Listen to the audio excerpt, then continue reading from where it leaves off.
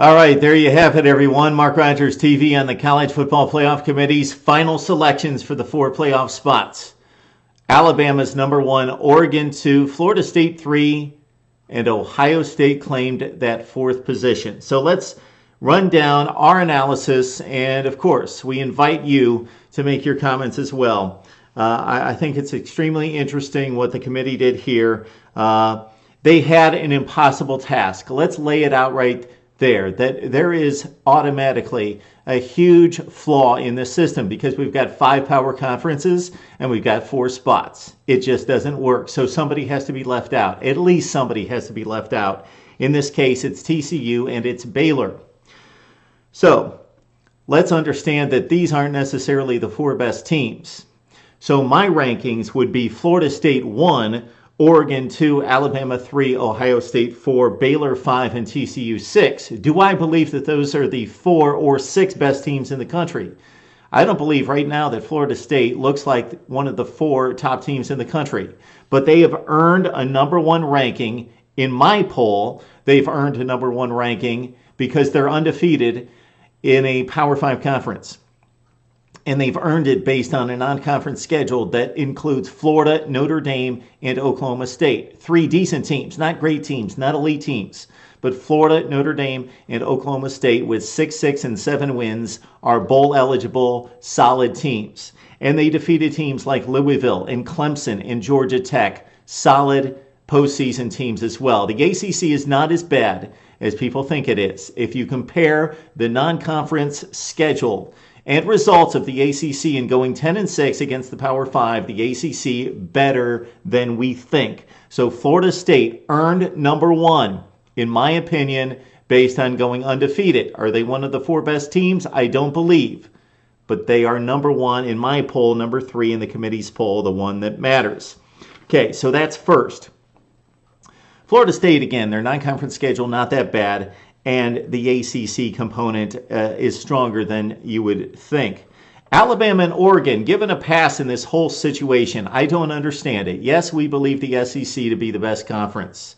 Did the SEC prove to be the best conference this year? The SEC is 5-6 against the other Power 5 conferences. 5-6 against like opponents. I went through this exercise the other day. I took the ACC and the SEC and I matched up all the wins and losses out of conference. They are very comparable. You cannot tell those 2 leagues apart. If anything, the ACC has performed outside of conference much better than the SEC. I'm not saying that the SEC is not the best conference, but I'm saying objectively, not based on what we see, but objectively, based on the results and performance this year, that the SEC should not have given Alabama that pass. Alabama defeated a 7-5 West Virginia team outside of the conference. Their loss was to Ole Miss, a very good top 10 team, but with 3 losses. Again, Oregon, why did they get a pass? Just like the other contenders, TCU, Baylor, and Ohio State specifically, Oregon and Alabama had close wins, ugly wins, and they each had a loss. So those one-loss teams should have been put on the same line and the track record should have been compared. I don't necessarily know that that was the case.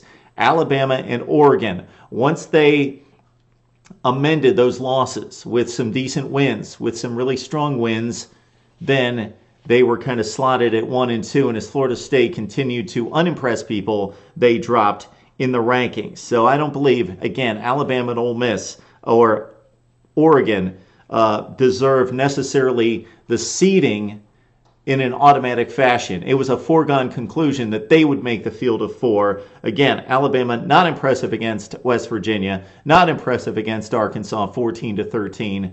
Lost the game against Ole Miss. Oregon barely beat a 3-win Washington State team. It went down to the wire. Lost the game against Arizona. In terms of the situation with Oregon getting the seeding over Bama, in my poll, I've got, again, Oregon at 2, Bama at 3. It's flip-flopped 1 and 2 by the College Football Playoff Committee, and they are the ones that count. The reason I have Oregon over Alabama is because they played the stronger, much stronger non-conference game in Michigan State over West Virginia, and also that Oregon's Pac-12 schedule is favorable with the SEC schedule that Alabama played in playing two pretty weak teams in the Western Division or in the Eastern Division with games against Tennessee. And also Alabama played its other game against, who did they play in the SEC Eastern Division? They played Tennessee and they played Florida. So they played two pretty marginal teams, while Oregon's crossover games were much stronger. Baylor over TCU, I think it's a no-brainer. I cut a whole video segment on it, so check it out there. Baylor should be given the nod over TCU, not just based on head-to-head, but they played the exact same 9 opponents. They're the two easiest teams to compare in the country, practically. 9 of 12 games are exact. I don't think a Minnesota win out of conference should override everything, meaning TCU lost to Baylor. I know it was at Waco.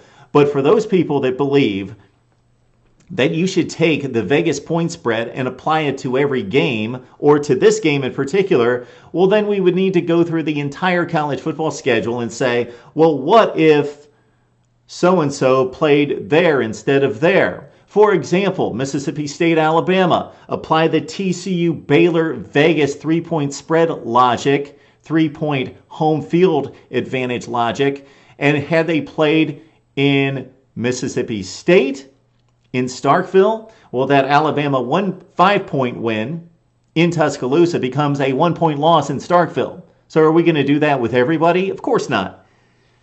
Baylor beat TCU head-to-head, and they played and performed, and the results show that against the 9 opponents in the Big 12, they were very comparable, and most notably against a strong Oklahoma team, strong comparatively in the top 25, at 8-4, that TCU only beat them by 4 at home, and Baylor went to Oklahoma and won by 34. So the committee got that right. The committee's job, again, and that task is impossible because it's criminal, I believe, that the Big 12 is left out of this. But a conference had to be left out.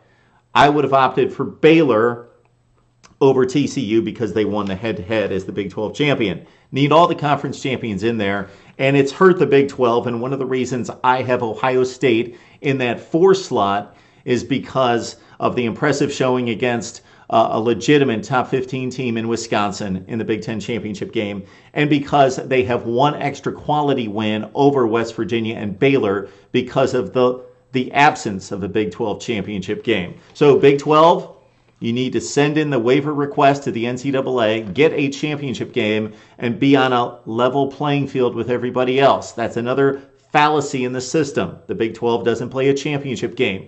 I credit the Big 12 for playing the truest conference schedule in that everybody plays everybody. So in the SEC, the Big 10, and the ACC, 14 teams, only 8 conference games, so you miss 5 opponents. In the Big 12, you play everybody. That's awesome. I love it, but no championship game. One less quality opponent for the Big 12 champion. And we've been debating for weeks and weeks who the champion is. Are they co-champions? Do they share the championship? Is it Baylor? That's crazy that the Big 12 did not come out and make that clear as a statement. They waffled because they were trying to figure out who the better candidate was for the College Football Playoff Committee. So Big 12, get some guts and name your champion. And finally, this whole thing about Ohio State having the worst loss among the contenders. Yes, Ohio State does have the worst loss among the contenders at home against Virginia Tech. But let's make 2 things straight. Baylor lost at West Virginia. West Virginia finished at 7-5. 7-5, Virginia Tech at 6-6. Not really that much different, especially considering Virginia Tech played a much tougher out-of-conference compared to a lot of teams out there in scheduling Ohio State and East Carolina. So Virginia Tech at 6-6, not that much of a lesser loss or worse loss than what Baylor suffered at West Virginia, the Mountaineers finishing at 7-5 there. And let's keep in mind that when it's also indicated that Ohio State, of course, lost by 2 touchdowns. Baylor lost by 2 touchdowns as well against West Virginia. The Mountaineers' performance over Baylor much more dominant than Virginia Tech, which Ohio State trailing by 7, driving the ball last 30 seconds, close to range to throw up toward the end zone. to tie that football game through the pick six, J.T. Barrett, in his second career start. So when it looks like Ohio State lost by 2 touchdowns, yes, on the scoreboard, but it was not a dominant Virginia Tech win. Ohio State was driving for the game-winning or game-tying touchdown. So again, I've got it. Florida State won on the strength of being undefeated against a quality schedule and a solid non-conference slate for Florida State. And the object is to win the games. Oregon 2, Alabama 3, Ohio State 4. I feel horrible for Baylor and TCU. The Big 12 should be represented, but the lessons to be learned here is that the Big 12 needs to make the NCAA request to get a championship game, and Baylor schedule someone out of conference. You're not Baylor of 1995. You're Baylor, a Big 12 and national contender. Don't schedule the likes of Northwestern State and Buffalo. Quality scheduling. SEC, it's not going to hurt you because of the perception of your strength and the reality of your strength, but SEC, you need to schedule tougher as well. 56 non-conference games for the SEC. 14 teams, 4 games per team, 56 games, 11 against the Power 5. And the other conferences, not much better. We need more games like Michigan State, Oregon, like Florida State, Notre Dame. We need more games like that with contenders from non-conferences playing each other. It's criminal that the Pac-12 and the SEC did not play one single game against each other this season. All right, that's my take on it. I need to hear from you. Follow me on Twitter at MarkRogersTV. Leave your comments here on YouTube, and we'll talk it up. The College Football Playoff Committee and the Final Four right here on Mark Rogers TV.